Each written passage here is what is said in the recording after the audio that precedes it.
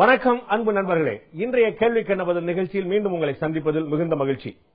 தமிழக அமைச்சர் ஒருவர் ஆயிரக்கணக்கான கோடி ரூபாய்களை சேலத்தில் இருக்கக்கூடிய தனது குடோனில் பதுக்கி வைத்திருக்கிறார் என்று அந்த பகுதி மக்கள் பேசிக் கொள்கிறார்கள் என்று காங்கிரஸ் மாநில தலைவர் திரு ஈ.கே. இளங்கோவன் சொல்ல இன்று அவர் மீது ஒரு அவதூறு வழக்கு பாய்ந்திருக்கிறது. இந்த விஷயம் உட்பட காங்கிரஸ் அகில இந்திய துணைத் தலைவர் திரு ராகுல் காந்தி எங்கே என்ற பிரதானமான கேள்வி உட்பட பல்வேறு விஷயங்கள் இருக்கின்றன. வாருங்கள், இன்றைய கேள்விக்கு என்ன பதில் நிகழ்ச்சியில் தமிழக காங்கிரஸ் தலைவர் திரு ஈ.கே. இளங்கோவனிடம் கேட்கலாம். வணக்கம்.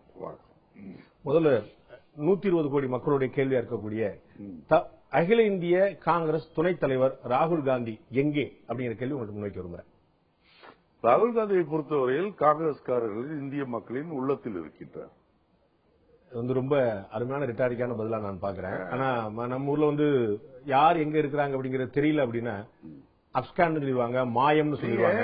காங்கிரஸ் சாதாரண மக்களுக்கு தெரியவில்லை அல்லது கட்சிக்காரர்களுக்கு தெரியவில்லை என்பதை வாதத்துக்கு ஏற்றுக்கொண்டாலும் கூட இந்த நாட்டை ஆளுகின்ற பாரதிய ஜனதா கட்சிக்கு தெரிந்திருக்க வேண்டுமா வேண்டாமா? ஏனென்றால் ராகுல் காந்தி என்பவர் ஒரு சாமானியர் கிடையாது. ஒரு எதிர்கட்சி அந்தஸ்திலே இருக்கின்ற நாட்டை பல ஆண்டுகள் ஆண்ட நாட்டுக்கு சோதனை வாங்கி தந்த காங்கிரஸ் பேரியக்கத்தின் 2வது கட்ட தலைவர்களில் முதன்மையானவராக இருக்கக்கூடியவர் ராகுல் காந்தி அவர்கள்.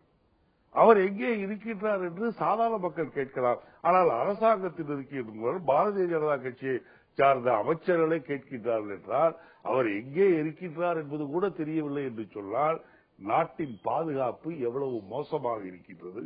நாட்டிலே உங்களுக்கு ரா இருக்கின்றது, ஐபி இருக்கின்றது. அல்லது அவர் எப்படி போனார் என்பதை விமான நிலையத்தில் நீங்கள் சரிபார்த்தீர்கள் என்றால் கண்டுபிடித்து விடலாம்.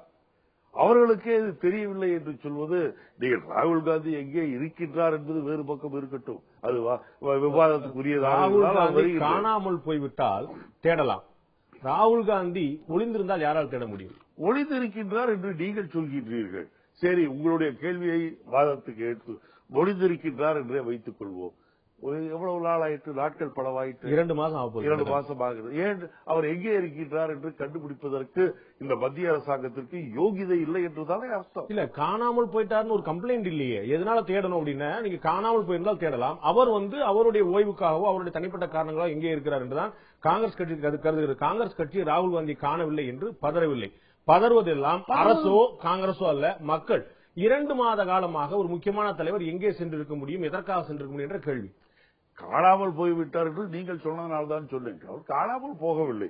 எங்கே போயிருக்கின்றார், எதற்காக போயிருக்கின்றார் என்று சொல்ல வேண்டியவர்களிடம், குறிப்பாக காங்கிரஸ் கட்சியினுடைய தலைவியிடம் சொல்லிவிட்டு தான் போயிருக்கின்றார். ஆனால் ஆட்சியிலே இருக்கின்றவர்கள், இது நாட்டு மக்களுக்கு பாதுகாப்பாக இருக்கின்றவர்கள், வெளிநாட்டிலிருந்து யாரும் இங்கே தெரியாமல் உள்ளே வர முடியாது, உள்நாட்டிலிருந்து யாரும் தெரியாமல் வெளியே போக முடியாது என்ற சூழ்நிலை இருக்கின்ற நேரத்தில் அதை கட்டி காப்பாற்றுகின்ற வேலை இந்த அரசாங்கத்திற்கு இருக்கா இல்லையா? ஆனால் அரசாங்கத்தை சார்ந்த அமைச்சர்களே ராகுல் காந்தி காலம் என்று போஸ்டர் அடித்து ஒட்டுகின்றார்கள் என்றால் அவர்கள் மலிவு விளம்பரம் தேடுவதற்காகத்தான் செய்கின்றார்கள் ஒழிய உண்மையான பாஜக அரசியல் செய்துவிட்டு போகட்டும். ஆனால் பாஜக அரசியல் செய்வதை பற்றி எனக்கு கவலை இல்லை. அரசாங்கம் அரசியல் செய்யக்கூடாது, மத்திய அரசாங்கம் அரசியல் செய்யக்கூடாது. இவ்வளவு பெரிய கட்சி, அதனுடைய துணைத் தலைவர் எங்கே இருக்கிறார் என்பதை ஒரு தெரிவித்து விட்டு சென்றால் நாட்டு மக்கள் யார் ஒருத்தருமே கோவப்பட போறதில்லை. அகில இந்திய அளவுல, அகில உலக அளவுல அந்தந்த அரசியல் தலைவர்கள் அரசியல் ஓய்வோ மற்ற விஷயங்களுக்கோ போவது வழக்கமாக மனிதனுக்கு என்று சில சுதந்திரங்கள் உண்டு. நிச்சயமாக அவர் தனிமையாக இருக்க வேண்டும் என்று விரும்பி சில இடங்களுக்கு போகலாம், சொல்லாமல் போகலாம். ஏன் இதே நம்முடைய பாரத பிரதமராக இருந்த வாஜ்பாய் அவர்கள் பிரதம அமைச்சராக இருக்கும் போது 10 நாட்களுக்கு அவர் கேரளாவிலே போய் குமரகோம்ல ஓய்வு எடுக்கவில்லையா? நீங்க கரெக்டா குறிப்பிட்டது போல குமரகோம்ல ஓய்வு எடுத்தார், மணாலியில ஓய்வு எடுத்தார்னு அகில உலகத்துக்கும் இந்தியாவுக்கும் தெரிந்து சொல்லிவிட்டு சென்றார். யாருமே வருத்தப்பட கேள்வியே வரப்போறதில்லை. அகில உலகத்திற்கும் இந்தியாவுக்கும் நான் ஓய்வு எடுக்க போலாம் வேண்டாம் என்று கேட்டுக்கொண்டா போலாம். அவர் போனது தெரிந்தது என்று சொன்னால் அவருடைய நடவடிக்கைகளை அன்றைக்கு சொல்ல முடிந்த இந்த அரசால் இன்றைக்கு whereabouts of Rahul Gandhi cannot be established by the central government shows it is not fit enough to rule this country because they don't know what's happening in this country. They don't know what is happening to the VIPs of this country and they cannot assess their whereabouts. அப்படின்னு சொன்னா ஒரு அரசினுடைய கையாளாக தன்மையைத்தான் காட்டுகின்றது. Do you think that ராகுல் காந்திக்கு ஏதாவது ஒரு ஆபத்தா நடந்திருக்கும் நினைக்கிறீங்க நீங்க? அவர் கண்டுபிடிக்க வேண்டிய அவசியம் என்ன வந்தது? அந்த கண்டுபிடிக்க வேண்டிய அவசியம் காங்கிரஸ்காரர்களுக்கு வரவில்லை. காங்கிரஸ்காரர்களில் யாராவது கேட்டாங்களா எங்கே இருக்கின்றார் கண்டுபிடிகள்? நாங்களா கேட்டோம்? காணாமல் போனீர்கள். சொல்ல வேண்டியவர்களே சொல்ல வேண்டும். யார் சொல்ல வேண்டியது? காங்கிரஸ் கட்சியை சொல்ல வேண்டியவர்கள் தேவையில்லை. இந்த நாட்டை ஆளுகின்றவர்கள், இந்த நாட்டில் இருக்கின்ற 110 கோடி மக்களுக்கு அரணாக இருக்கின்றோம், காவலாக இருக்கின்றோம் என்று சொல்லக்கூடிய மத்திய அரசு இன்றைக்கு வரைக்கும் சொல்லாமல் இருப்பது மத்திய அரசின் தவறுதான். திடீர்னு பாத்தீங்கன்னா பல இடத்துல பல இந்தியர்கள் காணாமல் போயிருக்கின்றார். அவர்களாம் என்ன ஆனாங்கன்னு இது வரைக்கும் யாருமே சொல்லிய மத்திய அரசாங்கம். இந்த மத்திய அரசாங்கம் என்பது பேருக்கு இருக்கின்ற ஒரு அரசாங்கமாக இருக்கின்றதே ஒழிய திறமையுள்ள ஒரு அரசாங்கமாக நான் கருதவில்லை. உங்களுக்கு தெரியும், ராகுல் காந்தி அவர்கள் சோனியா காந்தியிடம் சொல்லிவிட்டு சென்றிருக்கிறார். விடுப்பு என்று சொன்னார். குறிப்பிட்ட காலம், எத்தனை காலம் என்று தெரியவில்லை. சோ இது ஒரு அவருடைய பிரைவேட் அஃபேர், அவருடைய தனிப்பட்ட விஷயம், அவருடைய தனிப்பட்ட கருத்து, அவருடைய தனிப்பட்ட பிரச்சனையா இருக்கக்கூடும். அப்படிங்கறதுனால அரசு இதுல தலையிடல் வச்சுக்கோ. ஆனா காங்கிரஸ் கட்சி எங்க போயிருக்கிறாங்க? இந்த ஒரு கேள்விக்கு ஒரு முறை பதில் சொல்லியிருந்தா அகில இந்திய அளவில் இருக்கக்கூடிய ஊடகங்கள் இந்த கேள்வி திரும்ப திரும்ப கேட்க வேண்டிய அவசியம், சொல்ல வேண்டிய கட்டாயம் எங்களுக்கு கிடையாது. நிச்சயமா ஏனென்றால் காங்கிரஸ்காரர்களுக்கு தெரிய வேண்டிய அவசியம் கிடையாது. காங்கிரஸ் கட்சியினுடைய தலைவிக்கு அவர் எங்க இருக்கின்றார், எதற்காக இருக்கின்றார் என்ற விஷயம் தெரியும். அதுவே எங்களுக்கு ராகுல் காந்தி, எங்களை பொறுத்தவரையில் ராகுல் காந்தியை தேட வேண்டிய அவசியம் கிடையாது. ஏனென்றால் எல்லா காங்கிரஸ்காரர்களுடைய உள்ளத்திலும் ராகுல் காந்தி நிரந்தரமாக குடியிருக்கின்றார். ராகுல் காந்தி எங்கே இருக்கிறார் என்ற தகவல் காங்கிரஸ்காரர்களுக்கே தெரிய வேண்டியது இல்லையா? எதற்கு தெரிய வேண்டும்? எனக்கு புரியலையா? நீங்க டெய்லி ராகுல் காந்தி குளிக்கிறாரா இல்லையா, சாப்பிடுறாரா இல்லையா, இதெல்லாம் நாங்க தெரிஞ்சுட்டு என்ன பண்ண போறோம்? காங்கிரஸ் கட்சியை மக்களிடையே முன்னெடுத்து செல்ல வேண்டியதிலே அவர் உழைப்பாக இருக்கின்றார் என்று எங்களுக்கு தெரியும். ரஜினி பட வசனம் மாதிரி எங்க இருக்கிறார் எப்ப இருக்காரு தெரியாது, வர வேண்டிய நேரத்துல கரெக்டா வருவார். எங்க இருக்கார் எப்படி இருக்காரு தெரிய வேண்டிய அவசியம் இல்லை என்று சொன்னேன். அதற்கு ஒரு காரணம் இருக்கும். மனிதன் நாம் வாதத்திற்காக வைத்துக் கொள்ளலாம். ஒரு மனிதன் தனிப்பட்ட முறையில் அவர் ஓய்வு எடுப்பதிலே அல்லது யாருக்கும் சொல்லாமல் யாரையும் பார்க்காமல் தனிமையை நாடி செல்வதில் என்ன தவறு? தவறே கிடையாது. அது சொல்லலாமே. அப்படிங்கிறது சொல்லிவிட்டால் தனிமை பாதிக்காதா? எங்கே இருக்கின்றது என்று சொல்லிவிட்டால் உங்களுடைய தனிமை பாதிக்காதா? ஏன் நாமே இருக்கின்றோம், திடீரென்று போனையும் செல்போனையும் எல்லாவற்றையும் நாம் சுவிட்ச் ஆஃப் செய்துவிட்டு நாம் ஓய்வெடுப்பதற்காக போகின்றோமே. சாதாரண குடிமகனுக்கு இருக்கின்ற சுதந்திரமும் உரிமையும் இந்த நாட்டின் எதிர்கால பிரதமராக வரக்கூடியவருக்கு கிடையாதா என்று இருக்கிறது. நீங்கள் சொல்லக்கூடிய அளவுல போனை சுவிட்ச் ஆஃப் பண்ணிட்டு போறது ஒரு நாள் 2 நாள் சாத்தியம். இந்த பேட்டி எடுக்கப்படும் நிலைமையில 53 நாட்கள் ஆகிவிட்டன. அவர் எங்க இருக்கிறார், எப்ப வருவார்கள்? நீங்கள் இந்த கேள்வியை என்னிடம் கேட்பதில் நியாயமே கிடையாது.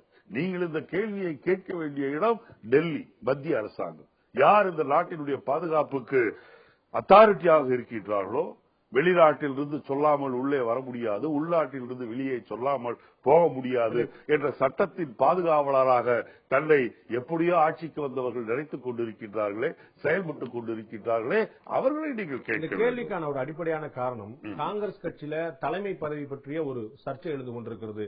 அடுத்த தலைவர் யார் என்ற கேள்வி எழுந்து கொண்டிருக்கிறது. அதுல அதிருப்தி காரணமாகவோ அதில் சில அழுத்தங்கள் கொடுப்பதன் முயற்சியாகவோ அவர் இந்த மாதிரி ஒரு நடவடிக்கையை, ஒரு செயல்பாடு எடுத்திருக்கலாம் என்று ஒரு கருத்து நிலவுகிறது. நீங்கள் என்னதான் சொன்னாலும் என்னுடைய வாயிலிருந்து நீங்கள் நினைக்க வேண்டிய நான் என்ன சொல்ல வேண்டும் என்று நினைக்கின்றீர்களோ அதை சொல்ல முடியாது.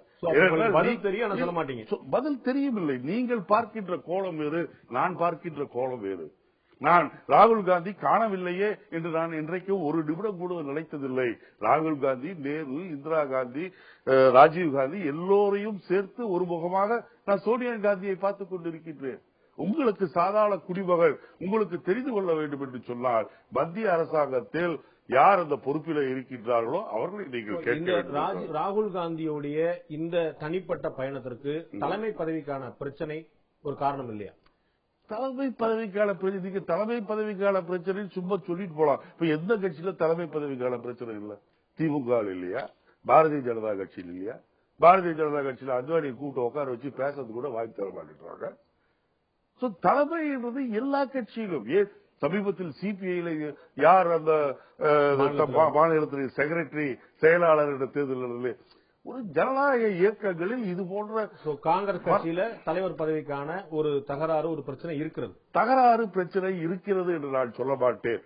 தகராறு பிரச்சனை இருக்கிறது என்று சில பேர் கெஸ் ஒர்க், கற்பனையாக சில செய்திகளை பத்திரிகைகளில் போடுவது, கற்பனையாக இப்படி சில ஊடகங்களிலே கேள்விகள் கேட்பதுதானே ஒழிய எங்களை பொறுத்தவரையில் நாங்கள் சோனியா காந்தியும் தலைவராக ஏற்றுக்கொண்டவர்கள், ராகுல் காந்தியும் தலைவராக. உங்களுக்கு தெரியும், இந்த 2014 பொதுத் தேர்தல் முடிந்த உடனே காங்கிரஸ் தலைமையகத்துல ஜன்பத் ரோட்ல அங்க போராட்டம் நடத்தி பிரியங்கா காந்தி வர வேண்டும் என்று குரல் எழுப்பியவர்கள் பாரதிய ஜனதாக்காரர்களோ கம்யூனிஸ்ட்காரர்களோ ஊடகவியலாளர்களோ கிடையாது, உங்களை போன்ற காங்கிரஸ்காரர்கள் தான். அது தனக்கான ஒரு பின்னடைவாக திரு ராகுல் காந்தி கருதி இருக்கலாமோ? கிடையாது. பிரியங்கா காந்தி வர வேண்டும் என்பதில் டெல்லி காங்கிரஸ்காரர்கள் மட்டுமல்ல, தமிழ்நாட்டில் இந்தியா முழுவதும் இருக்கின்ற காங்கிரஸ்காரர்கள் நாங்கள் வரவேற்க தயாராக இருக்கின்றோம். நீங்கள் சொல்ல அதே பிரியங்கா வேண்டும் என்று சொன்னவர்கள் சோனியா காந்தியோ ராகுல் காந்தியோ வேண்டாம் என்று சொல்லவில்லையே, வேண்டாம் என்றா சொன்னாங்க. ஒரு தலைவருக்கான ஒரு ப்ரொஜெக்ஷன் ஒருத்தர் இருக்கும் போது இன்னொருத்தருக்கு வேணும் சொல்லி கேட்கறது தனக்கான ஒரு அவமரியாதையா, தனக்கான ஒரு பின்னடைவா பார்க்கலாம். இல்ல அப்படி காங்கிரஸை பொறுத்தவரையில் ஜனநாயக முறையில ஈடுபடக்கூடிய சோனியா காந்தி தான் இந்த கட்சியின் தலைவர் என்று சொன்னாலும் கூட அவர்களும் எல்லா தலைவர்களையும் கலந்து ஆலோசித்துதான் முடிவெடுக்கும். காங்கிரஸ் கட்சிக்குள்ளேயே தொடர்ந்து 2014 தேர்தலுக்கு பிறகும் சரி முன்னாடியும் சரி ராகுல் காந்தி வழிநடத்தக்கூடிய தேர்தல்கள் வெற்றியை தருவதாக இல்லை, அவர் ஒரு ராசிலா தலைவராக பார்க்கப்படுறார் என்ற விமர்சனம் காங்கிரஸ் கட்சிக்கு உள்ளேயே பகிரமா வந்திருக்கு. உங்களுக்கு தெரியும், நீங்கள் வாஜ்பாய் அவர்கள் பல நேரங்களில் பாரதிய ஜனதா கட்சியை தேர்தலில் வழிநடத்திய போது ஏன் ஒரு முறை 2 MP தான் வெற்றி பெற்றார்கள், பல முறை தோற்கிட்டார். அதே வாஜ்பாய் பிரதமராக வர முடியவில்லையா? ஆகவே ஒரு அரசியல் கட்சிக்கு, குறிப்பாக காங்கிரஸ் பேரியக்கத்தை பொறுத்தவரையில் தோல்வி என்பது நிரந்தரமானதல்ல. எங்களை பொறுத்தவரையில் தோல்வியில் நாங்கள் தோழவும் மாட்டோம், வெற்றியில் எங்களுக்கு இருமாப்பும் வராது.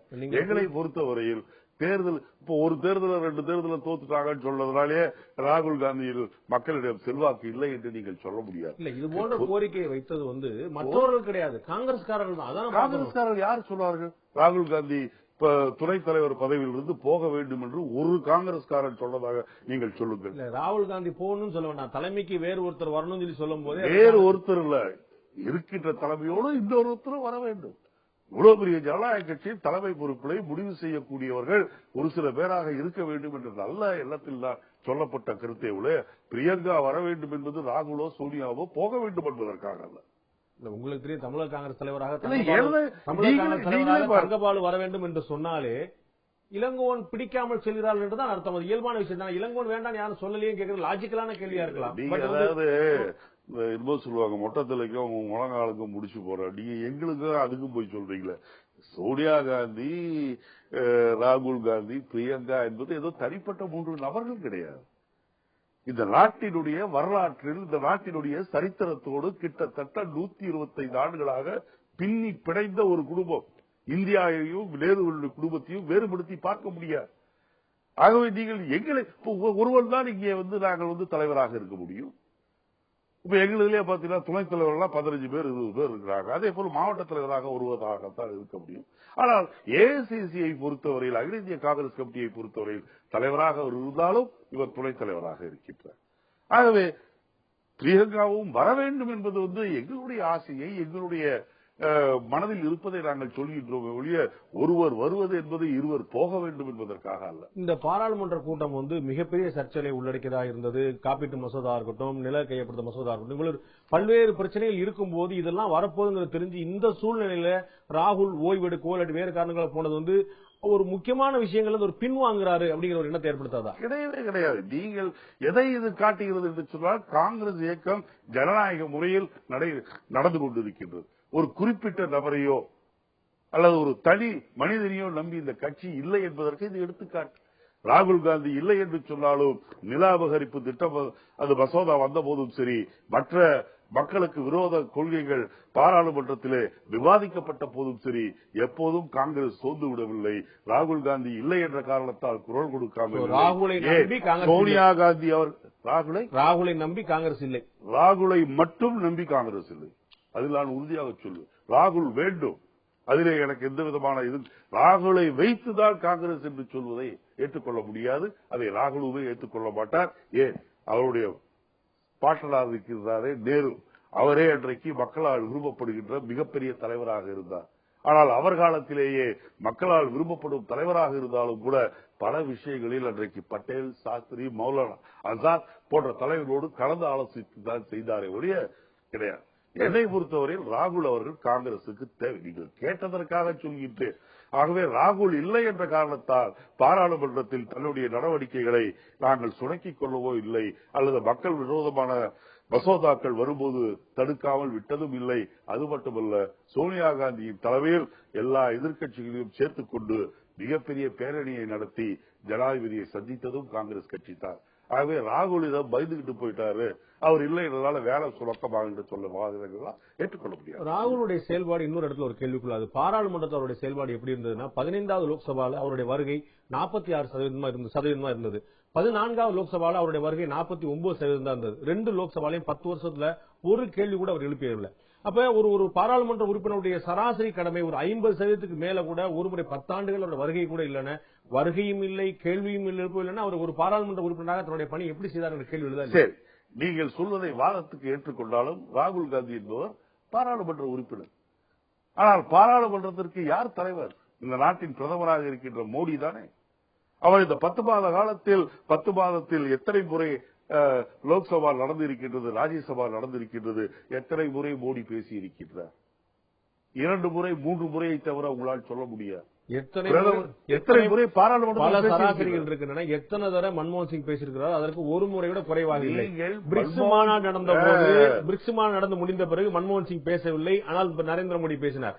எத்தனை முறை பாராளுமன்றம் நடந்து கொண்டிருக்கும் போது இவர் வெளிநாடுகளுக்கு சென்றிருக்கிறார்? மன்மோகன் சிங் போயிருக்கிறார், வாஜ்பாய் போயிருக்கிறார், எல்லாருமே போயிருக்காங்க. நீங்கள் வாதத்திற்கு நான் எல்லாருமே போயிருக்கிறாங்க.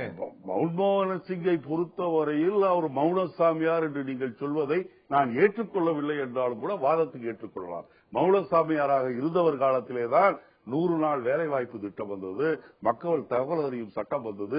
இது போல நல்ல காரியங்களை அவருடைய காலத்தில் செய்தார். தகவல் அறிவு உரிமை சட்டம் உச்சநீதிமன்ற உத்தரவுக்கு பிறகு வந்தது. அது கிடையாது, ஆர்டின்றது முதலே வந்துருச்சு. நீங்க உச்சநீதிமன்றம் போட்டு சரி விட்டுக்கலாம், அதை கொடுக்க. அப்புறம் மத்ததெல்லாம் இப்ப நீங்க சொல்ற மோடி 50 ரூபாய்க்கு அக்கௌண்ட் ஆரம்பிச்சு சொல்லி நாங்க தான் சொன்னோம். இந்திரா காந்தி காலத்துல 5 ரூபாய்க்கு பேங்க் அக்கௌண்ட் ஆரம்பிக்கலாம்னு கொண்டு வந்தாங்களே, அதெல்லாம் சாத்தியப்படுத்தலையே. இன்னைக்கு 5 கோடி அக்கௌண்ட்கள் துவக்கப்பட்டிருக்கு. தபால் நிலையங்களில் 5 ரூபாய் கொடுத்து அக்கௌண்டை ஆரம்பிக்கலாம் என்ற முறையை கொண்டு வந்தது காங்கிரஸ் தான். இல்ல கொண்டு வந்தாங்க, பல திட்டங்களை அமல்படுத்தணும் இல்லையா? ஏன் இந்திரா காந்தி கொண்டு வந்தது? இப்ப நீங்க 2-3 வருஷமா தான் தபால் ஆபீஸ்களில் அந்த சேமிப்பு பணம் அதிகமாக கிடையாது. ஆனால் அதுவரை கிராமப்புற திட்டத்தை நிறுத்தியது காங்கிரஸ் ஆட்சி. நிறுத்த கிடையாது. தபால் அலுவலகங்கள்ல சேமிப்பு திட்டம் வேண்டாம். ஏன் நிறுத்துறாங்கன்னா, வங்கிகளில் நாம் பணம் கொடுப்பதற்கு ஏற்பாடு செய்திருந்தோம். வங்கிகள் கொடுத்த விவசாய கடனை நாங்கள் முழுமையாக ரத்து செய்திருந்தோம். ஏழையும் பாலையும் வங்கிக்கு செல்லலாம். அவன் காய்கறி கணக்கே இல்லாட்ட எப்படி போவோம் வங்கிக்கு? அதாவது 5 மாதங்கள்ல 12.5 கோடி அக்கௌண்ட் 5 மாதங்கள்ல கொண்டு வந்திருக்காங்க. இப்ப நாங்க பண்ணது இவங்க மறைச்சிட்டு இவங்க புதுசா கொண்டு வர 50 ரூபாய்க்கு பேங்க் திட்டம் இவங்க சொல்றாங்க. 5 ரூபாய்க்கு அந்த காலத்துல நாங்களே பண்ணுவோம். புதுசா இவங்க என்ன பண்ணிருக்காங்கன்னு சொல்லுங்க, ஏதாவது சொல்லுங்க. நில அபகரிப்பு திட்டத்தை கொண்டு வந்திருக்காங்க. கையகப்படுத்தல் நீங்க சொல்றீங்க, அது உள்ள இருக்க ஷரத்துகளை பார்த்தா அபகரிக்கிறது தான். காங்கிரஸ் கட்சி எப்படி கொண்டு வந்தது? கைட்லைன் வேல்யூ விட 4 மடங்கு கொடுத்துதான் நீங்க கையகப்படுத்த வேண்டும். அது மட்டுமல்ல 80% விவசாயிகள் ஒருத்தி கொண்டாதால் அது நிறுத்திக்க வேண்டும் என்றெல்லாம் காங்கிரஸ் கட்சி சொல்லுது. 80% சாத்தியம் இல்லைங்கிற உங்களுக்கு தெரியும். நீங்களும் கூட 70% வச்சுங்க, 70% வச்சுங்க. நீங்க அது மக்களுக்கு நன்மை செய்யக்கூடிய ஷரத்துக்கள் அதிலே பல இருந்தன. அவற்றை நீக்கிவிட்டு முழுக்க பன்னாட்டு நிறுவனங்களுக்கும் நாட்டிலே விரல் விட்டு எண்ணக்கூடிய சில கோடீஸ்வரர்களுக்கும் லாலி பாட வேண்டும், துதிபாட வேண்டும் என்பதற்காக இவர்கள் கொண்டு வரும்போது அதை எப்படி எதிர்க்காமல் இருப்பது? இதே மாதிரி கார்பரேட்டுகளுக்காக சாதமா செயல்பட்டான்னு சொல்லிட்டு தான் முன்னாள் பிரதமருக்கு சம்மன் அனுப்ப நிலைமை வந்திருக்குது. அந்த சம்மனை என்ன ஆயிற்று? நீதிமன்றம் என்ன சொல்லிட்டு அவருக்கு தொடர்பு இருக்கு வாங்கன்னு சொல்லி சம்மன் அனுப்பியது தவறு. தற்போதைய மத்திய அரசு மீது எல்லா கட்சிகளும் குற்றம் சாட்டினாலும் கூட நீதிமன்றம் தலையிடக்கூடிய நிலைமை ஏற்படல. ஆனா கடந்த முறை இதெல்லாம் பேசுறீங்க, நிறைய நடக்குது. ஆனா கையும் களவுமா லஞ்சம் வாங்கி பிடிபட்ட தலைவர் யார்? பங்காரு லட்சுமணன். அவர் எந்த கட்சியின் தலைவர்? பாஜகவை சேர்ந்த. அவர் தானே 1 லட்சம் வாங்கும். அது ஒண்ணுதானே டிவில வந்திருக்கு. மன்மோகன் சிங் லஞ்சம் வாங்கினாரு, அவர் வாங்கினதெல்லாம் வந்துச்சா? ஆனா அவருக்கு ஒரு இன்ஃபுளுன்ஸ் அவருக்கான நோக்கம் இருந்ததா வந்து இன்னைக்கு நீதிமன்றம் சொல்லியிருக்கு. மற்ற எதிர்க்கட்சிகள் சொன்னதை தாண்டி நோக்கம் நீதிமன்றம் சம்மன் அனுப்பியது தவறு என்று அதே நீதிமன்றம் சொல்லி இருக்கிறது. சம்மன் நிறுத்தி வச்சிருக்காங்களே தவிர தவறுன்னு சொல்லி சொல்லல அவங்க. ஏன்னா தவறு இல்லை என்று சொன்னால் அதை ஏன் செயல்படுத்தவில்லை? ஹிண்டால்கோ நிறுவனம் Y people are stay order கொடுக்குறாங்க, பிரதமர் அலுவலகம் ஸ்டேட்டஸ் கியூ மெயின்டைன் பண்ணு ஏன் சொல்றான்? அந்த நடவடிக்கை உத்தரவு தவறு என்ற காரணத்திற்காக ஸ்டேட்டஸ் கியூ மெயின்டைன் பண்ண முடியாது. உங்களுக்கு தெரியும், எனக்கு என்னோட ரொம்ப அதிகமா நீங்க என்னோட அதிகம் படித்தவர், என்னை விட நீங்க அதிகம் படித்தவர். நானாவது ஏதோ 10 நாளைக்கு ஒரு முறை விவாதத்திற்கு வருகின்றேன். நீங்கள் நாள்தோறும் காலையிலும் மாலையிலும் இரவிலும் விவாதம் செய்கிறீர்கள். உங்களோடு விவாதம் செய்வதற்கு எனக்கு தகுதியும் இல்லை, அறிவும் கிடையாது. நீங்கள் மிகப்பெரிய அறிவாளி.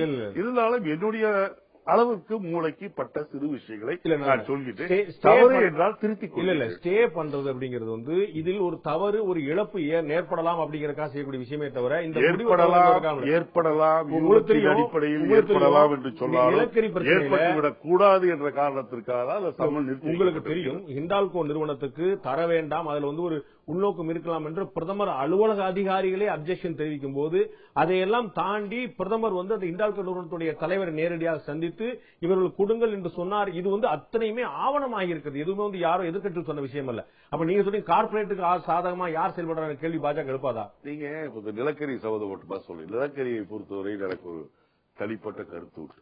நிலக்கரி ஆகட்டும், இல்ல 3G 2G 1G இல்ல G67 47 அது ஏதோ புதுசா ஒரு வார்த்தை வந்துருக்கு.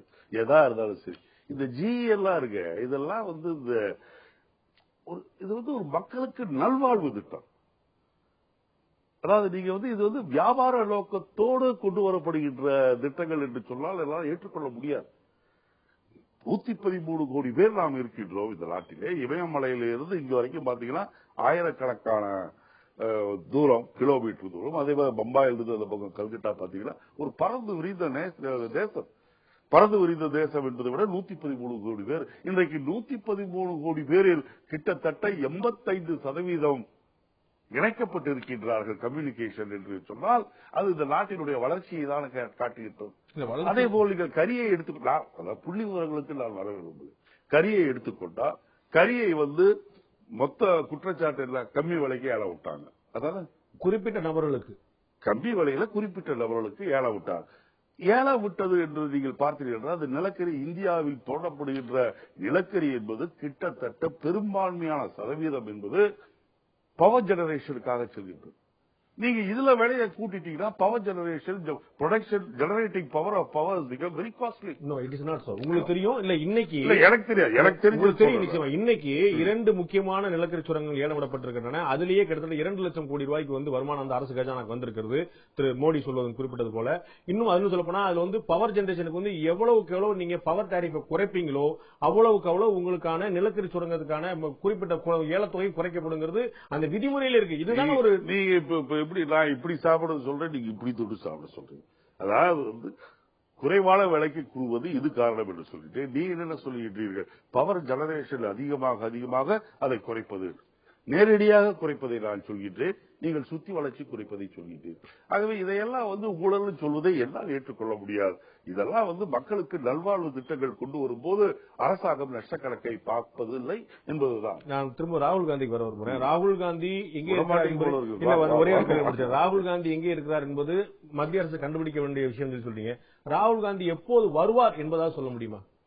ராகுல் காந்தி எப்போது வருவார் என்பதையாவது வர வேண்டிய நேரத்தில் வருவார். அதே ரஜினி பட டைலாக் கரெக்டா சொல்றீங்க. ரஜினி படம் வர வேண்டிய நேரத்தில் வருவார். இப்ப கூட சொல்லியிருக்காங்க 19 பேரணிக்கு வரப்போகின்றார்களா. அதுக்கு முன்னாடி அம்பேத்கர் 125வது பிறந்த நாள் விழாவை கொண்டாடுவதற்காக அமைக்கப்பட்டுள்ள கமிட்டி கூட்டம் நடைபெறுகின்றது. 13ஆம் தேதியோ 14ஆம் தேதியோ வருவார் என்று சொல்லியிருக்கேன். காவிரி பிரச்சனை எல்லாம் இப்போ சமீபமா கர்நாடக அரசு வந்து ஒரு மிகப்பெரிய பிரச்சனை கிளப்பிட்டு இருக்கு. மேகதாதுல வந்து நாங்க அணையை கட்டுவோம் சொல்லிட்டு. உங்களுக்கு தெரியும், அங்க இருக்கிறது கர்நாடக காங்கிரஸ் கட்சி. சோ காங்கிரஸ் கட்சி வந்து ஒரு அகில இந்திய கட்சியா இருக்கக்கூடிய நிலைமையில சோனியா காந்தி தலையிட்டு இந்த பிரச்சனையில 2 மாநில நல்லுறவுகள் ரொம்ப முக்கியம், நீங்க வந்து எது நியாயமோ அதுபடி செயல்படுங்கன்னு ஒரு வார்த்தை திரு சித்தராமையாக்கு போன் பண்ணி சொன்னாங்கன்னா இந்த பிரச்சனை சுலபமா முடிஞ்சிருக்கும் இல்லையா? ஏன் அப்போ தமிழக அரசாங்கம் வந்து ஏன் சோனியா காந்தியை கேட்டுக்கொள்ளக்கூடாது? அப்ப நீங்க வந்து தமிழ்நாடு அரசு கேட்டுக்கொள்ளணும் சோனியாட்டங்கிறக்கா காத்துட்டு இருக்கீங்க. நீங்க அதான் எதுவுமே வந்து இந்த ஜனநாயக நாட்டில் வாதங்களுக்கு பிறகு விவாதங்களுக்கு பிறகுதான் பல விஷயங்கள் நடைபெறும். இப்ப நீங்க கர்நாடகா அணை கட்டுவது என்பதை 100% நான் எதிர்க்கின்றேன். தமிழ்நாடு காங்கிரஸ் கட்சி எதிர்க்கின்றது. எப்படி நியாயமா இருக்கணும்? தமிழ்நாடு காங்கிரஸ் கட்சி எதிர்க்கும், கர்நாடகா காங்கிரஸ் கட்சி ஆதரிக்கும். இது ஒரு இரட்டை நிலைப்பாடுங்கிற விமர்சனம் தானே? நிலைப்பாடுகள் உங்களுக்கு கூட்டாட்சி தத்துவத்தை புரியவில்லை என்று நான் நினைக்கின்றேன். ஏனென்றால் நாம் இந்தியாவில் இருந்தாலும் கூட மாநிலம் என்பது மொழிவாரியாக பிரிக்கப்பட்ட மாநிலங்கள் தான் முக்காவாசி. ஆகவே எங்களை பொறுத்தவரையில் நாங்கள் தமிழர்கள், இந்தியர்கள். ஆகவே எங்களை பொறுத்தவரையில் எங்களுக்கு தமிழ்நாடு மீது அக்கறை மிக அதிகமாக இருக்கின்றது. இன்னும் சொல்ல போனால் நமக்கும் இன்னொரு மாநிலத்திற்கும் ஆளுவது எங்கள் கட்சியாக இருந்தாலும் கூட எங்களுக்கு அதை பற்றி மாநிலம் பிரிக்கப்பட்டிருக்கு. காங்கிரஸ் கட்சி பிரிக்கப்படல. காங்கிரஸ் கட்சி ஒரு கட்சி தானே. நீங்க ஒரு ஜனநாயக நாட்டில் ஒரு பெடரல் செட்டப் இதுல காஷ்மீரிலிருந்து கன்னியாகுமரி வரை எல்லா விஷயத்திலும் ஒரே மாதிரி தேசிய கட்சிகள் இருக்க வேண்டும் என்று நினைப்பது தேசிய கட்சிக்கான பர்பஸே இல்லையே. தேசிய கட்சிகள் ஒவ்வொரு மாநிலத்தும் ஒவ்வொரு நிலைப்பாடு எடுப்பா மாநில கட்சிகள் போதும். எனக்கு எதுக்கு தேசிய கட்சி? நான் தான் மாநில கட்சி. தேசிய கட்சி என்பது நேஷனலுடைய இன்டெகிரிட்டியை காப்பாற்றுகிறது இருக்கின்ற கட்சி. நமக்கு வேற்றுமையில் தான் ஒற்றுமை காண்கின்றோம். அதுதான் உலக ஒற்றுமை எங்களுக்கு வேற்றுமை தான் இருக்குங்க கேள்வி. ஒரு மாநிலம் நான் சொன்னேன் காங்கிரஸ் கட்சியோ காங்கிரஸ் கட்சி தலைவரோ இருக்கின்ற வேற்றுமைகளை நீங்கள் சொல்கின்றீர்கள். எத்தனை விஷயங்கள் இல்லாமல் காங்கிரஸ் கட்சியோ அகில இந்திய தலைவர் சோனியா காந்தியோ தமிழகத்துக்கு சாதகமாக செயல்பட வேண்டியதில்லை. கர்நாடக அரசு குறிப்பிட்டு எது நியாயமோ அதை செய்யுங்கள் என்று ஒரு வார்த்தை சொல்றதுக்கு என்ன? அவர்களுக்கு தெரியாதா தமிழ்நாடு மேகதாடு பிரச்சனை இல்ல, தமிழ்நாடு பக்கம் நியாயம் இருக்குன்னு நினைக்கிறீங்களா இல்லையா? நியாயம் இருக்கும் என்றால் சொல்ல வேண்டியவர்கள் சொல்ல வேண்டுமா இல்லையா? அப்ப நீங்கள் கர்நாடகாவில் பார்த்தீர்கள் என்று சொன்னால் அல்லது கேரளாவில் பார்த்தீர்கள் என்று சொன்னால் ஏதாவது ஒரு பிரச்சனை என்று சொன்னால் எதிர்கட்சிகள் என்று கூட பார்க்காமல் அத்தனை கட்சி தலைவர்களையும் கூட்டிக் கொண்டு போய் அந்தந்த மாநிலங்களுடைய முதலமைச்சர் பிரதமரை சந்திக்கின்றார், அமைச்சரை சந்திக்கின்றார், இன்னும் சம்பந்தப்பட்டவர்களை சந்திக்கின்றார்கள். அது போன்ற சந்திப்பு தமிழ்நாட்டிலே நடந்ததா? தமிழ்நாட்டில் எல்லாரும் போய் பிரதமரை பார்த்திருக்கிறாங்க. ஜெயலலிதா தலைமையில முதலமைச்சர் சார்பா அவங்க தமிழக அரசு சார்பா எல்லா எம்பிக்களும் போய் பிரதமருக்கு போய் பார்த்திருந்தாங்க. நீங்க இந்த பேட்டியை எனக்கு பதிலாக பிஏ வச்சு நடத்துறீங்களா? ஏன் முதலமைச்சர் போகவில்லை? சித்தராமையா உமன் சாண்டி போகும்போது ஏன் ஜெயலலிதா போகவில்லை? ஜெயலலிதா போக முடியவில்லை என்றால் இந்த மௌனசாமியார் பன்னீர்செல்வம் ஏன் போகவில்லை? அனைத்து கட்சிகளையும் அழைத்து போய் நாங்கள் அத்தனை பேரும் ஒற்றுமையாக ஒரே குரலில் வந்திருக்கோம். அரசியல் பிறகு எங்களுடைய மக்களின் நலன்தான் முக்கியம் என்று நாங்கள் ஒரே குரலில் ஒழிப்போம் என்று சொன்னால் தானே அந்த விஷயத்திற்கு ஒரு அழுத்தம் இருக்கும். இளங்கோவனுடைய கேள்வி அனைத்து கட்சி கூட்டத்தை கூட்டுவதா, அனைத்து கட்சி கூட்டத்துக்கு ஓ பன்னீர்செல்வம் தலைமை தாங்குவதா, அல்லது தமிழ்நாட்டில் இருக்கக்கூடிய அனைத்து எம்பிக்களும் போய் பார்ப்பதா? பர்பஸ் சால்வ் எல்லா எம்பிக்களும் எல்லா கட்சியை சேர்ந்த எம்பிக்களும் பிரதமரை போய் சந்தித்து வந்திருக்கிறாங்க. ஒரு கேள்வி எப்படி இருக்க முடியும்? நீங்கள் எந்த விஷயமாக இருந்தாலும் அழுத்தம் எந்த பக்கம் அதிகம்தான் அந்த பக்கம்தான் நீங்கள் கேட்பதற்கு ஆள் இருப்பார். நீங்கள் இங்க சித்தராமையா அங்க இருக்க பிஜேபியிலிருந்து அத்தனை கட்சிகளையும் கூட்டு போய் பிரதமர் பார்க்கிறாரு. நம்ம பன்னீர்செல்வம் இங்க இருந்து லெட்டர் எழுதுறாரு. ஒரு கடிதம் எழுதுவதற்கு நாம் முக்கியத்துவம் கொடுப்போமா அல்லது அந்த ஊரே சேர்ந்து அதனுடைய எதிரொலியாக அந்த ஊரில் இருக்கின்ற அத்தனை கட்சி தோழர்களும் உட்கார்ந்து இருக்கின்றார்கள் என்றால் அந்த ஊரிலே கர்நாடகாவுடைய ஜனத்தொகை 6 கோடி வைங்க. I don't know exactly what it is. இல்ல நீங்க அரசுடைய கடமை நியாயம் வழங்குவதா இல்லாட்டி யாரு அதிகமா ஓட்டு இருக்கு, யாருக்கு அதிகமா அழுத்தம் இருக்கு, யாருக்கு அதிகமா நெருக்கடி வருதுங்கிறத பாக்குறது அரசு அப்படி செயல்பட முடியுமா? இல்ல இப்ப கோர்ட்டில் நீதிமன்றங்களில் வழக்குகள் வாதாடப்படுகின்றன. அது எதை வைத்து தீர்ப்பு வழங்கப்படுகிறது? நியாயம் வைத்து. அந்த நியாயத்தை எடுத்துச் சொல்லக்கூடிய வக்கீலின் திறமையை பொறுத்துதான் நடக்கின்றதே தவிர வழக்கறிஞர் ராம்ஜெத் மலானியோ சால்வேவோ வேற யாரோ கடுமையா வாதாடிட்டாங்க அவங்க சாதகமா தீர்ப்பு வருங்கிற அவசியம் இல்ல. இவர்கள் திறமையான வக்கீலா இருந்தும் கூட நியாயம் எந்த பக்கம் இருக்கிறதோ வழக்கறிஞர்களை பொறுத்த தீர்ப்பு. இன்னொன்றை வைத்துக் கொள்ள வேண்டும். நாம் எப்படி அணை கட்டக்கூடாது என்று நம்முடைய உரிமையை பாதுகாத்துக் கொள்வதற்கு போராடுவதற்கு நமக்கு பிறப்புரிமை இருக்கின்றதோ அதேபோல் கர்நாடக மக்களுக்கும் அவர்களுடைய நலம் காக்க போராடுவதற்கு அவர்களுக்கும் பிறப்புரிமை இருக்கின்றது. இப்படி ரெண்டு பேருக்கும் ஒரே வை. நாமும் சாப்பாடு என்று சொல்கின்றோம், அவர்களும் சாப்பாடு என்று சொல்கின்றனர். 2 பேருக்கு யாருக்கு சாப்பாடு அதிக வேண்டும், யாருக்கு குறைவாக வேண்டும் என்று மத்தியிலே இருக்கின்ற ஒரு நீதிபதி அதை கணிக்க வேண்டும் என்று சொன்னால் வாதங்களை எடுத்துச் சொல்ல வேண்டும். ஒரு DK ரவி என்ற IAS அதிகாரி தற்கொலை வழக்குல சோனியா காந்தி போன் பண்ணி நீங்க CBI விசாரணைக்கு ஒத்துக்கோங்கன்னு சொல்லி முதலமைச்சருக்கு போன் பண்ணி சொல்ல முடியும் சித்தராமையாக்கு. ஒரு தனி மனித தற்கொலைக்கு ஆனால் விவசாயிகள் இங்கு இவ்வளவு பேர் தற்கொலை பண்ணிட்டு இருக்கிற நிலைமையில, இவ்வளவு மோசமான நிலைமையில, தண்ணி காவிரியிலிருந்து வந்தானுங்கிற எதிர்பார்ப்பு இருக்கக்கூடிய நிலைமையில இதே சோனியா காந்தி தன்னுடைய கட்சியை சேர்ந்த திரு சித்தராமையா போன் பண்ணி நியாயம் எதுவும் அது செய்ய ஒரு போன் பண்ணியிருந்தா உங்களுக்கு தான் அட்வான்டேஜ். எங்களுக்கு அட்வான்டேஜ் இருந்தது வேற. நீங்க நான் தான் ஏற்கனவே சொல்றேன், தமிழ்நாட்டில் இருக்கின்ற மனிதர்களும் ஆந்திராவில் இருக்கின்ற மனிதர்களும் ஒரே உறுப்புகளை கொண்டவர்கள். நமக்கு கஷ்டம் என்று சொன்னால் அவர்களுக்கும் கஷ்டம் என்று அவர்கள் சொல்கின்றார்கள். நீங்க ரவி என்பது ஒரு ஒரு ஒரு பெரிய ஒரு சமுதாயத்தை இன்னும் சொல்ல போனால் நீங்கள் அவருடைய சாவு என்பது அரசியல் காரணங்களா, அதிகார அழுத்தங்களா, அல்லது தனிப்பட்ட வாழ்க்கையில ஏற்பட்ட காதல் தோல்வியா என்று தெரியாத நிலையில் ஒரு குழம்பிய நிலை இருந்த நேரத்தில் அங்கே எதிர்க்கட்சிகள் வேண்டும் என்று ஒரே குரல் கொடுத்த காரணத்தால் அன்றைக்கு சோனியா காந்தி அவர்கள் சிபிஐ என்கொயரி போடு என்று சொன்னார்கள். அது தவறே கிடையாது, நல்ல விஷயமா நான் பாக்குறேன். ஒரு தலைமை சரியான நான் பாக்குறேன். அதே போல டெல்டா மாவட்டங்களுடைய வாழ்வாதார பிரச்சனை சோனியா காந்தி அதில் பாதிக்கப்பட்டது ஒரே நபர் ரவி, அவர் குடும்பத்தார், சிபிஐ சொன்னாங்க. ஆனால் இங்கே பாதிக்கப்படுவது தமிழகத்திலே சில கோடி என்றால் கர்நாடகாவிலும் சில கோடி. ஆகவே யார் அதிகமாக பாதிக்கப்படுவார்கள் என்பதை நாம் எடுத்து வைக்கின்ற சொல்லக்கூடிய விஷயங்களை பார்த்துதான் புரிந்து கொள்ள முடியுமே ஒழிய அவர்களுக்கு ஒரே ஒரு பக்கம் நியாயம் இருப்பதாக 2 பேருக்கும் சமமாக 2 பேருக்கும் நடுநிலைகளாக இருக்கின்ற ஒருவர் சொல்லிவிட முடியாது. திரு இளங்கோவன் காங்கிரஸ் கட்சி தலைவரா மறந்துருங்க. நீங்க அதே டெல்டா மாவட்டத்தை சேர்ந்தவர், ஈரோடு மாவட்டத்தை சேர்ந்தவங்க முறையில உங்களுக்கு தெரியாதா இந்த மேகதாது பிரச்சனையிலும் காவிரி பிரச்சனையிலும் யார் பக்கம் நியாயம் இருக்குன்னு உங்களுக்கு தனிப்பட்ட திரு இளங்கோவனுக்கு தெரியாதா அந்த விஷயம்? எனக்கு தெரியுங்க. இதனால் தமிழக மக்களுக்கு இழப்பு என்று எனக்கு தெரியும். அதனால்தான் சித்தராமையா அவர்களை சந்திப்பதற்கு பெங்களூர் சென்று வெளியூர் சென்ற காரணத்தால் அவரிடம் நான் மனுவை கொடுத்து விட்டு வந்திருக்கின்றேன். ஆனால் நீங்கள் சொல்வது போல இது ஒரே நாளில் செய்துவிட முடிய காரியம் கிடையாது. நீங்கள் அகில இந்திய தலைமைக்கு அழுத்தம் கொடுத்திருக்கலாம், அகில இந்திய தலைமை உங்களுக்கு ஆதரவான குரல் கொடுத்திருக்கலாம். நீங்கள் அகில இந்திய தலைமைக்கு நாங்களும் அழுத்தம் தருகின்றோம். அதே நேரத்தில் கர்நாடகா பிரதேஷ் காங்கிரஸ் கமிட்டியும் அவர்களுக்காக அழுத்தம் கொடுக்கும் போது அவர்கள் எப்படி திருப்பி சொல்ல முடியும்? எது நியாயம் அந்த பக்கம் அதை விசாரித்துத்தான் சொல்ல வேண்டும். யார் அதிகமாக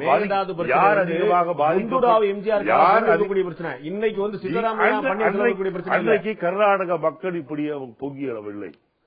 குண்டுராவ் எம்ஜிஆர் பீரியடில் நடந்த விஷயம் என்பது நெடுமாறன் மூலியமாக நடைபெற்ற அந்த விஷயத்தை பற்றியும் எனக்கும் தெரியும். அன்றைக்கு கர்நாடகாவிலே இருக்கின்ற விவசாயிகள் விவசாயமே செய்யாமல் இருந்தார்கள். அன்னைக்கு இந்திரா காந்தி தலையிட்டதுனாலதான் இந்த பிரச்சனை அமைகிறது ஒரு பெரிய பாராட்டுக்குரிய. அதே போல இந்திரா காந்தியுடைய மருமகளா இருக்கக்கூடிய சோனியா காந்தி தலையிட்டு இந்த பிரச்சனையை அமைக்கிருந்தாங்கன்னா லாபம் ஓட்டு எல்லா விதத்திலும் காங்கிரஸ் கட்சி தான் லாபம் வந்திருக்கும். சொல்வதை நான் 1% கூட ஏற்றுக்கொள்ள முடியாது. இந்திய எம்ஜிஆர் குண்டுராவ் காலத்தில் இந்திரா காந்தி சொல்ல போது அன்றைக்கு நிலைமை வேற என்று சொன்னால் கர்நாடகாவில் குறிப்பாக காவேரி ஓடுகின்ற பகுதியிலே இருக்கின்ற விவசாயிகள் 3/4 பேர் விவசாயமே செய்யாமல் இருந்தார்கள். ஆனால் இன்றைக்கு அப்படி கிடையாது. இன்றைக்கு எப்படி நம்முடைய விவசாயிகள் விழிப்புணர்வோடு இருக்கக்கூடியவர்களாக விவசாயத்திலே நவீன சங்கதிகளை உபயோகப்படுத்துகின்றவர்களாக இருக்கின்றார்களோ அதே போல் அங்கேயும் இருக்கின்றார்கள். நடுநிலையில் இருக்கின்ற சோனியா காந்தி இதற்கு தீர்வு காண வேண்டும் என்று சொன்னார். இதுவரைக்கும் சோனியா காந்தியை தமிழ்நாட்டிலிருந்து காங்கிரஸ்காரன் சொல்ல நீங்க சொல்றீங்க, நீங்க சொல்றது தப்பு. நான் பல தடவை சொல்லியிருக்கேன். வேற எங்களைத்தான் வேற யாராவது அப்படி சொல்லியிருக்காங்க. காங்கிரஸ் கட்சி சார்பாக அன்றைக்கு இந்திரா காந்தியினால் பண்ண முடிந்தது என்று சொன்னால் அன்றைக்கு முதல்வராக இருந்த எம்ஜிஆருடைய தலையிட்டால் ஏன் இன்றைக்கு ஜெயலலிதா நெடுமாறனுக்கு என்ன பங்கு? நெடுமாறனுக்கும் பங்கு. நெடுமாறனை வைத்து என்ன பங்கு? அவர் காங்கிரஸ் கட்சியில் இருந்தார். காங்கிரஸ் கட்சியில் இருந்தாலும் அதை சொல்ல வைத்தவர் எம்ஜிஆர். இன்றைக்கு முதலமைச்சராக இருக்கின்ற இந்த பன்னீர்செல்வத்தை மக்கள் முதல்வர் என்று ஜெயிலிலே உட்கார்ந்து கொண்டு இந்த அம்மையார் மார்த்தட்டி கொண்டு இருக்கின்றார்களே, இந்த அம்மையார் பன்னீர்செல்வத்தை அனுப்பி இதை முடிக்கக்கூடாதா? நீங்கள் ஒரு விஷயம் என்று சொன்னால் நடுநிலையில் இருப்பவர்கள் யார் அதிகமான பாதிப்பு ஏற்படுகிறது என்பதை கண்டுபிடிப்பதற்கு அவரவர்கள் வாத திறமையோடு அது வேண்டும். அது ஒரு ஜனநாயகத்தில் அதுதான் முக்கியம். ஜனநாயகத்தில் நியாயம் எந்த பக்கம் இருக்கிறது என்று சொன்னால் நியாயம் எந்த பக்கம் இருக்கிறது என்று நியாயம் சொல்லக்கூடியவருக்கு உணர வைக்க தக்கத்தில் அந்த விவாதங்கள் இருக்க வேண்டும். ஏன் நாம எல்லா கட்சிக்காரரும் இந்த பன்னீர்செல்வம் கூட்டு போக கூடாது? ஓ பன்னீர்செல்வம் பேட்டி எடுக்கும்போது நிச்சயமா நீங்க ஏன் போல நிச்சயமா கேட்பேன். அது அவர்கிட்ட பேட்டி எடுக்கும்போது நீங்கள் பேட்டி எடுத்தால் நான் காதை அறுத்துக் கொள்கின்றேன். ஓ பன்னீர்செல்வம் நீங்கள் பேட்டி எடுத்தால் உங்களுக்கு நேரடியாக இது போல் பேட்டி கொடுத்தால் நான் காதை அறுத்துக் கொள்கின்றேன். பேட்டி எடுக்க பார்க்கலாம். உங்களுடைய காது அறுக்க கூடாது. பரவாயில்ல, அடுத்த கூட நான் வந்து செயற்கையா காதை வச்சுக்கலாம். நீங்க சொல்றீங்களா ஓ பன்னீர்செல்வம் எப்ப பேட்டி எடுக்க போறீங்க? அவருக்கு ஒரு அதிமுக மந்திரியிடம் இது மாதிரி பேட்டி எடுத்துருக்கு. நான் வந்து உங்களை போல ஒரு பெரிய கிரேட் ஆங்கரே உலகத்துல கிடையாது. நீங்க அதிமுக மந்திரி ஓ பன்னீர்செல்வம் வேணாங்க, அவ்வளவு தூரத்துக்கு எங்க போறீங்க? எடப்பாடி பழனிசாமி மேல கேஸ் போட்டு அவரு எடப்பாடி பழனிசாமி அவரோட நீங்க இதே மாதிரி நான் அடுத்த வாரம் நிகழ்ச்சி அதை அனௌன்ஸ் பண்ணுங்க. முடியுமா? நான் முயற்சி பண்றேன். அவங்க கொடுக்குறாங்களான்னு தெரியல. நீங்க பாருங்க, நீங்க வந்து தமிழ்நாட்டில் இருக்கின்ற தலையாய ஊடகங்களினுடைய தலையாய ஆங்கர். உங்களை பார்த்தாலே பல பேருக்கு பயம். நானே 2-3 தடவை யோசித்துத்தான் நீங்கள் என்றால் ஒத்துக்கொள்வேன். இருந்தாலும் நியாயத்தை சொல்லுவேன், தவறு என்றால் தவறை ஒத்துக்கொள்வேன் என்ற நம்பிக்கை என் மீது இருப்பதால் தான் இன்றைக்கு ஒத்துக்கொள்வேன். நீங்க சொன்ன அப்படி பன்னீர்செல்வம் வேணாம் சார், சாதாரண மந்திரியே வேண்டாம். இந்த சபாநாயகர் இருக்கிறார, முதலமைச்சர் கண்டசைவில் நடவடிக்கை எடுக்கக்கூடிய இந்த சபாநாயகர் இருக்கிற அவரை நீங்க பேட்டி கேட்டு போன வாரம் தான் பண்ருட்டி ஒரு சட்டமன்ற முன்னாள் நான் இந்நாள் சட்டமன்ற உறுப்பினர் பேட்டி காட்ட முடியுமா? உங்களால மீறி போனா யாராவது கோலமாக்கம் குமார் இல்லாட்டி ஆவடி குமார் சேத்துப்பட்டு ராஜான்னு வச்சுதான் நீங்க நடத்த முடியுமே முடியாது. திரு எடப்பாடி பழனிசாமி நீங்க குறிப்பிட்டீங்க.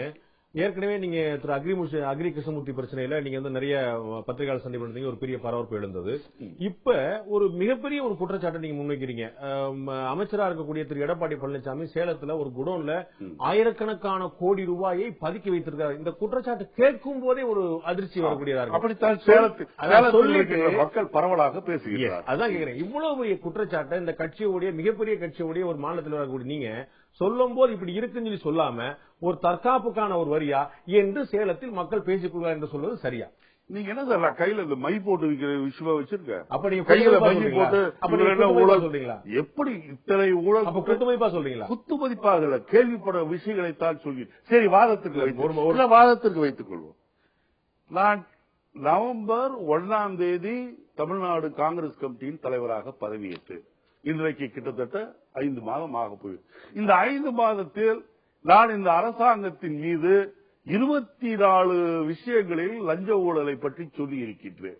அது கொக்கோ கோலாவாக இருந்தாலும் சரி, அல்லது முத்துக்குமாரசாமி விஷயமாக இருந்தாலும் சரி, அல்லது எந்த விஷயமாக இருந்தாலும் சரி, 24 விஷயங்களிலும் இவர்கள் கேஸ் போடாதவர்கள்.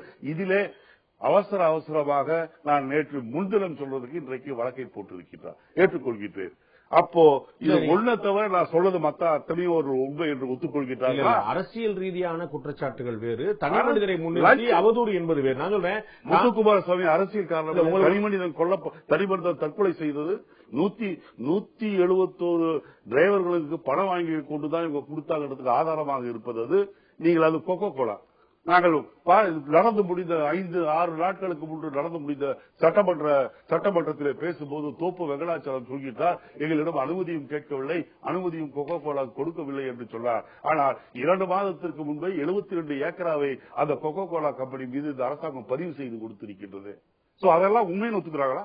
இது தவறாக இது நீங்க சொல்லக்கூடிய எல்லாமே அரசியல் ரீதியான குற்றச்சாட்டுகள். அரசியல் ரீதியான குற்றச்சாட்டுல அவங்க கொள்கையை விட்டா அது வேற விஷயம். இதெல்லாம் வந்து சமுதாய பொருளாதார சம்பந்தப்பட்ட குற்றச்சாட்டு சொல்றேன். ஆனா திரு எடப்பாடி பழனிசாமி நீங்க வைத்தது வந்து தனிப்பட்ட குற்றச்சாட்டு. அங்கதான் நான் வர்றேன். நீங்க தோப்பு வெங்கடாச்சலம் கொக்கோ கோலாட்ட கமிஷன் 12 கோடி ரூபாய் வாங்கினான்னு சொன்னேன், அதுவும் தனிப்பட்டதுதான். நான் எதை சொல்லல அதையும் சொல்றீங்களா? நீங்க வாங்கி சொல்றேன், கொக்கோ கோலா கம்பெனியிடம் காசு வாங்கி கொண்டுதான் 72 ஏக்கராவை நீங்க எழுதி கொடுத்தீங்கன்னு சொல்றேன். நிறைய அவதூறு வழக்கு இருந்தா தான் நமக்கு ஒரு கௌரவம் நினைச்சீங்க போல. அது நீங்க எப்படி வேணாலும் எனக்கு கிரிட்டிசைஸ் பண்ணலாம். அதை பத்தி நீங்க தோப்பு வெங்கடாச்சலம் 12 கோடி வாங்கினா திரும்ப நீங்க பதிவு பண்ணீங்க. இப்ப இந்த வழக்கு நடத்திட்டோம். இந்த வழக்கு என் மேல தீர்ப்பு வரட்டும், தவறா சொல்றதா நிரூபிக்கப்படட்டும். தவறா சொல்லியிருந்தது நான் மன்னிப்பு கேட்க தயாராக இருக்கின்றேன். நீங்க இத்தனை விஷயம் சொல்லும் போது ஒரு வழக்கு மேலையா நிலக்கரி வாங்கினதுல முறையீடு நடந்திருக்கு, கொள்முதல் பண்ண மின்சாரம் கொள்முதல் பண்ண முறையீடு நடந்திருக்குங்கிறதுலாம் ஒரு அரசியல் ரீதியான குற்றச்சாட்டுகள். குறைவான விலைக்கு வாங்கலாமா, இவ்வளவு அதிகமான விலை கொடுக்கலாமாங்கிறது அரசியல் ரீதியான குற்றச்சாட்டுகள் சொல்லலாம், கொள்கை ரீதியாக வருது. நீங்க கொள்ளையடிக்கிறது இது பொருளாதார பல விஷயம் சம்பந்தப்பட்டது.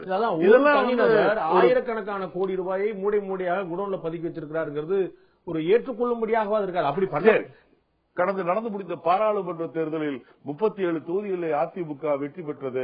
எப்படி வெற்றி பெற்றது? மக்கள் வாக்களித்தார்கள்.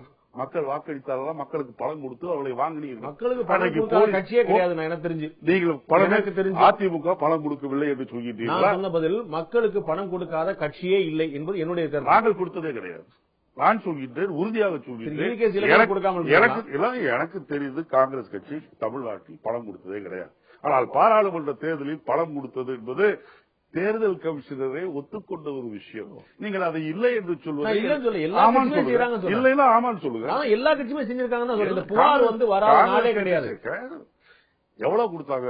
144 தடை சாட்டத்தை போட்டு எல்லா போலீஸ் வேலையும் பணத்தை எழுதி கொண்டு போய் அங்க ஒவ்வொரு ஓட்டு கொடுக்கலையா? இப்ப ஸ்ரீநகர் நடைபெற்ற தேர்தலில் 5000 வரைக்கும் கொடுக்கப்படவில்லையா? அதிமுக பணம் கொடுக்கல நீங்க எப்படி சொல்றீங்க? நீங்க வந்து முழு பூசணிக்கா சோத்துல வரைக்கும் அதிமுக தேர்தல் கமிஷனரே ஒத்துக்கொண்ட விஷயம். சம்பத் ரிட்டையர் ஆனோன்னு சொல்லாரு, தமிழ்நாட்டுல தேர்தல் சமயத்தில் பணம் அதிகம் விளையாடுகின்றது, நாங்கள் தடுக்க முடியலை என்று சொல்ல. இந்த பணம் எங்கிருந்து வந்துச்சு? அவர் சொன்னதே கூட அதிமுக பணம் கொடுக்குன்னு சொல்லலையே தவிர சொல்லல. அவர் சொன்னது வந்து பணம் விளையாடு சொன்னார். அதுதான் நான் சொல்றேன், எல்லா கட்சியும் சொல்றேன் தவிர எம்ஜிஆருக்கு ரொம்ப வேண்டியவங்க அப்படின்னு சொல்ல நீங்க ஜெயலலிதாவை சொல்ல அப்படின்னு சொல்ல முடியுமா? அது மாதிரிதான் சொல்லுவாங்க. பணம் கொடுக்கப்பட்டது என்றுதான் சொல்ல முடியும் ஒழிய அதிமுக கொடுத்தது என்று அவர் சொல்லவில்லை என்று சொல்வதை நாம் ஏற்றுக்கொள்ள முடியாது. முழுக்க பணத்தை. அதே போல் 2016 வெல்ல வேண்டும். இப்ப நீங்க வந்து தமிழ்நாட்டில் எல்லா துறையிலும் லஞ்சம் இருக்கின்றது. லஞ்சம் இல்லாத ஒரு துறையை நீங்கள் சொல்லுங்க. இல்ல இது மாதிரி பொதுவான குற்றச்சாட்டுகள் பிரச்சனை இல்ல. நீங்க எல்லாருமே சொன்னாங்க. எடப்பாடி பழனிசாமி 26 குற்றச்சாட்டுகளை நான் இந்த அரசாங்கத்தின் மீது கடந்த 6 மாதமாக சொல்லி இருக்கின்றேன். நீங்கள் ஒரு விஷயத்துக்கு என் மீது கேஸ் போட்டால் என்ன அர்த்தம்? மற்ற 25 விஷயங்களும் உண்மை என்று நீங்களே ஒத்துக்கொள்கின்றீர்களா? நான் கேட்கின்றேன். திரு தோப்பு வெங்கடாச்சலம் மீதான குற்றச்சாட்டும் திரு எடப்பாடி பழனிசாமி மீதான குற்றச்சாட்டும் நீங்கள் இன்னும் உறுதியாக இருக்கிறீர்களா? கண்டிப்பாக உறுதியாக இருக்கின்றேன். நான் கேள்விப்பட்டதை என்னிடம் சொன்னவர்களை நான் கோர்ட்டில் கொண்டு வந்து நிறுத்துவேன். என்னிடம் யார் சொன்னார்கள், யார் இந்த செய்தியை சொன்னார்கள், ஏன் இப்பவே உங்களுக்கு வேணும் இந்த பேட்டி முடிஞ்சுள்ள இதே எடப்பாடி பழனிசாமியை பத்தி ஹைவேஸ்ல இவரு நிலத்தெல்லாம் எப்படி அபகரிச்சாருன்ற ஃபைல் வேணும்னா மேப்போட நான் வச்சிருக்கேன், நான் உங்களுக்கு காமிக்கிறேன். இந்த விஷயத்தில் மட்டுமல்ல, பல விஷயங்களில் எடப்பாடி செய்திருக்கின்றார். அவர் தோப்பு வெங்கடாச்சலம் மீதான குற்றச்சாட்டு நீங்க உறுதியா இருக்கிறீங்க? கண்டிப்பா உறுதியா. தோப்பு வெங்கடாச்சலம் இன்னொரு குற்றச்சாட்டு இருக்கு. போன வருஷம் வந்து தமிழ்நாட்டில் இருக்கின்ற ஈரோடு மாவட்டத்தை வந்து பஞ்சம் அதிகமாக இருக்கின்ற மாவட்டமாக அதை டிக்ளேர் செய்து அதற்காக சில கோடிகள் ஒதுக்கப்பட்டன. ஆனால் அத்தனை கோடி பணத்தையும் அவர் கொடுத்ததாக பொய்யாக ரிஜிஸ்டர் தயார் செய்து இவர்களுக்கு கொடுத்தார் என்று சொல்லி பொதுமக்களுக்கு பெருந்துறை தொகுதியை தவிர அவர் தொகுதி அதை தவிர மற்ற எந்த அது அந்தியூர் ஆகட்டும் அல்லது கோபி ஆகட்டும் அல்லது ஈரோடு ஆகட்டும் அல்லது மொடக்குறிச்சி ஆகட்டும் எங்கேயும் கொடுக்காம அவரே அந்த பணத்தை மொத்தமா அழுத்திக்கிட்டாரு. இதுக்கு ஏடிஎம்கே காரங்க எனக்கு எழுதிய கடிதங்களை நான் வைத்திருக்கிறேன். அதிமுக காரர்கள் உங்களுக்கு புகார் தெரிவித்திருக்கிறார்கள். ஆமா, இன்னைக்கு பல புகார்கள் நான் சொல்வது யார் என்று நினைக்கின்றீர்கள்? அதிமுக காரர்கள் சொல்லிதான் பல புகார்கள் எனக்கு தெரிய வந்தன. இப்ப தோப்பு வெங்கடாச்சலம் ரிஜிஸ்டர் பண்ணாலும் சொல்ற டாக்குமெண்ட் எல்லாம் பிரஸ்ல காமிச்சேன். அதை அதிமுக ஒரு பொறுப்புல இருக்கிறவங்க கொடுத்தா நான் கொடுத்தேன். உங்களால உங்க சோர்ஸ் கூட ஆபத்து வரும் போல தெரியுது. ஏன் சோர்ஸ் பத்தி எனக்கு சோர்ஸ் நான் தான் ஏதோ பிளாக்மெயிலர் நாட்டம் நினைச்சுக்க போறாங்க ஒரு பயம் உண்டு. இருந்தாலும் மக்களை கொள்ளையடிக்கிறவர்களை தோலுரித்து காட்ட வேண்டும் என்பதற்காக நான் இதை செய்து கொண்டிருக்கின்றேன். இறுதியாக இந்த அரசியல் நிலவரம் பற்றி பேசும்போது இன்னும் கரெக்டா ஒரு வருஷத்துக்குள்ள பொது தேர்தல் சந்திக்க வேண்டிய நிலைமை இருக்குது. அதற்கு முன்னாடியே தேர்தல் வரும் என்ற யூகம்லாம் இருந்தாலும் கூட அதிகபட்சமாக ஒரு வருஷத்துல தேர்தல் வந்தாகணும். காங்கிரஸ் கட்சி யாரோடு கூட்டு சேர்வதற்கான வாய்ப்பு இருப்பதாக நினைக்கிறீங்க? அதுல 2016 ஏப்ரல் 15ஆம் தேதி மேல் தெரியும். மேலதான் எலெக்ஷன். அதற்கு முன்னாடியே தேர்தல் வரலாங்கிற யூகங்கள்லாம் இருக்கு. முன்னாடி வந்தா தேர்தல் நடப்பதற்கு ஒரு மாதத்திற்கு முன்போ 45 நாட்களுக்கு முன்போ யாரோட கூட்டணி அல்லது நாங்கள் தனித்து நிற்கின்றோமா என்பது போன்ற சங்கதிகள். காங்கிரஸ் கட்சியுடைய கூட்டணியை சேர வாய்ப்பு இருந்தா அதிமுக கூட சேர வாய்ப்பே கிடையாது. திமுக உண்மை கூட்டணி பத்தி நினைக்கலங்க. It's too early to think about all that. We are in the process of strengthening our party. இல்ல நீங்க விரும்புறதை தாண்டி உங்களை விரும்புற ஒரு கணக்கும் இருக்கு இல்லையா? காங்கிரஸ் கட்சி வந்து நான் கூட்டணி வைக்க போறேங்க சொல்றாரு. காங்கிரஸ் நான் கூட்டணி வைக்கலாமா என்று மற்ற கட்சிகள் கூட யோசிக்க வேண்டும். அந்த நிலைமை தமிழ்நாட்டில் இருக்கு நினைக்கிறீங்களா? நீங்க அதை பத்தி நாங்கள் சிந்தனையே செய்யவில்லை. எங்களை பொறுத்தவரை we want to strengthen ourselves. நாங்கள் மக்கள் எங்கள் மீது பாராளுமன்ற தேர்தலில் கோபமாக இருந்தார்கள் என்பதை ஏற்றுக்கொள்கின்றோம். இன்றைக்கு 10 மாத ஆட்சி காலத்திலேயே மோடி அரசினுடைய பித்தலாட்டங்களை புரிந்து கொண்ட மக்கள் இன்றைக்கு காங்கிரஸை பார்க்க ஆரம்பித்திருக்கிறார். ஆகவே காங்கிரஸை ஒரு வலுவான சக்தியாக இந்த 6 மாத 7 மாத 8 மாத காலத்திற்குள் உருவாக்க வேண்டும் என்பதில் நாங்கள் தீவிரமாக ஈடுபட்டுக் கொண்டிருக்கின்றோம். எங்களுக்கு மிகவும் சந்தோஷமாக இருக்கின்றது, உற்சாகமாக இருக்கின்றது. தமிழகத்துல மக்களுடைய பார்வை எப்படி இருந்தாலும் அரசியல் கட்சிகள் மத்தியில உங்களை விட தமாக ஒரு பெட்டர் சாய்ஸா இருக்கும் நீங்க நினைக்கலையா?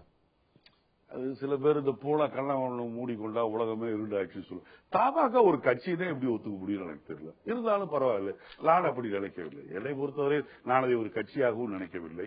அவர்களை பொறுத்தவரையில் இந்த சட்டமன்ற தேர்தலுக்கு பிறகு அந்த கட்சிக்கு முதல் அங்கீகாரம் கிடைக்குதான்னு தெரியல. சட்டமன்ற தேர்தலுக்கு அது இல்ல, எத்தனையோ கட்சி இருக்கு, அது ஒரு கட்சியா இருக்கும். இந்த குமார் கூட ஒரு கட்சி வச்சிருக்காரு, கட்டட தொழிலாளர்கள். அது மாதிரி ஒரு கட்சி, அவ்வளவுதான். இந்த MS ராஜேந்திரன் எங்க காங்கிரஸ்காரர் தான், அவர் தான் காமராஜ் காங்கிரஸ் ஒன்று வச்சிருக்காரு.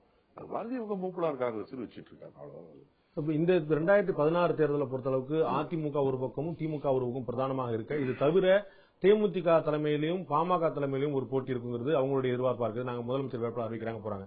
காங்கிரஸ் கட்சிக்கான வாய்ப்புகள் நீங்க எங்களை பொறுத்தவரை நீங்கள் அது 2 கட்சி பிரதான கட்சியாக இருக்கிறதா சொல்றீங்க. நாங்களும் பிரதான கட்சிக்காக வருவதற்கு முயற்சி செய்வோம். அது சாத்தியமில்லை என்றால் வேற என்ன சாத்தியம் என்பதை அப்போது சிந்திப்போம். நன்றி திரு இளங்கோவன். இவ்வளவு நேரம் உங்களுடைய கருத்துக்களை உங்களுக்கு நன்றி. உங்களுடைய நல்ல நோக்கங்கள் நிறைவேற எங்களுடைய வாழ்த்துக்கள். தேங்க்யூ.